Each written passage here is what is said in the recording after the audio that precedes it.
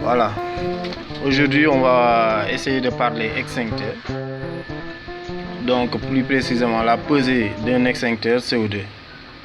Comme ici, on a un appareil NC5, c'est un extincteur CO2. Donc, premièrement, voilà. Donc, je lis. Donc, c'est la procédure, c'est la toute première activité. Je lis. Donc, là, je vais essayer de lire la documentation, que ce soit une procédure, une instruction ou tout autre document portant sur les extincteurs. Donc, avoir une connaissance théorique avant de passer à autre chose.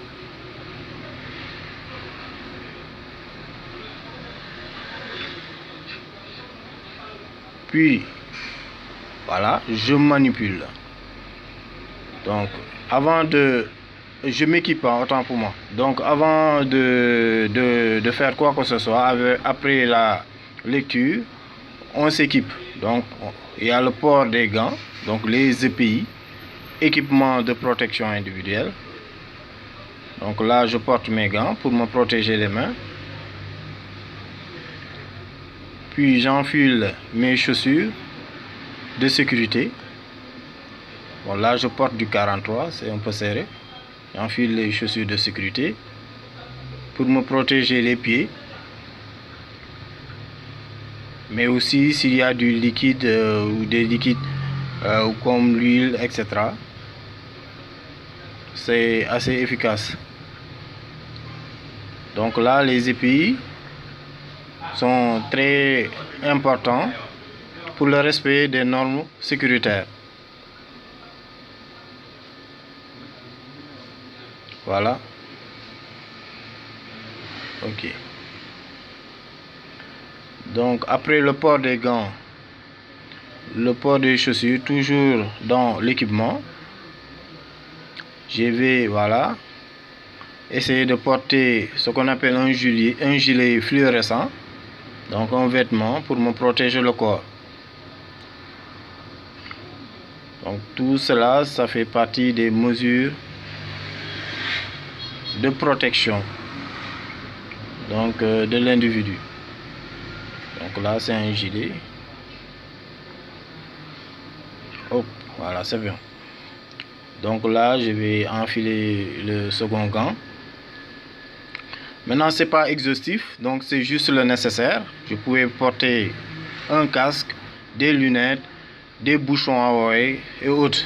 Hein? Donc ça dépend du type de danger. Là, il n'y a pas de danger pour ma tête, hein, apparemment. Voilà, là c'est bon. Donc je suis équipé. Troisièmement, je manipule. Donc je passe à la manipulation proprement dite. Donc la pesée de l'extincteur. Donc pour ce faire, voilà notre extincteur en question.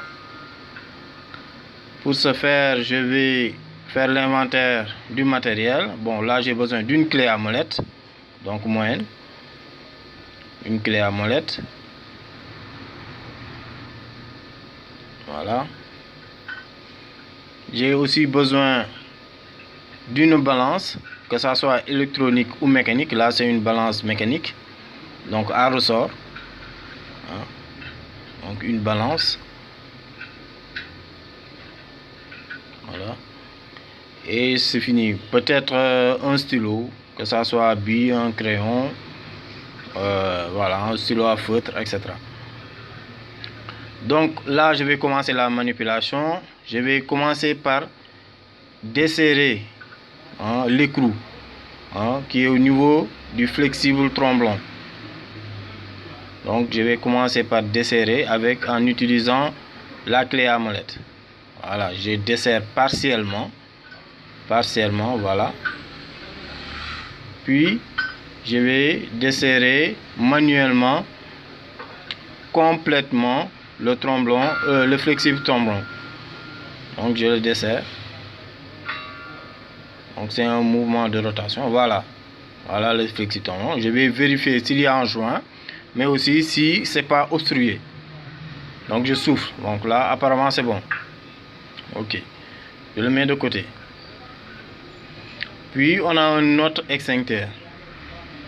Donc là, menu de mon marqueur, je vérifie, je récupère toutes les informations nécessaires qui sont au niveau de la cuve. Donc la marque, la tare, etc. Mais surtout la tare, hein, pour l'extincteur, la tare. Hein, la date de fabrication et autres. Donc je le mentionne quelque part. Donc ici, la tare est de 8,82 kg. Donc la tare, c'est le poids de l'extincteur vide, sans le flexible tromblon. Voilà. Maintenant, on continue. Là, on voit que c'est bien scellé, il y a la goupille. C'est étanche, il n'y a pas de choc, il n'y a pas de corrosion externe de la cuve et c'est bien chargé. Hein? Voilà. Donc, on va passer à la pesée proprement dite en utilisant la balance. Donc, je mets mon doigt d'un côté et de l'autre, je vais essayer d'accrocher l'extincteur. Voilà. Et je soulève. Hein. Je soulève. J'attends un peu et je lis le poids. Donc ça nous donne voilà 13,25. Merci.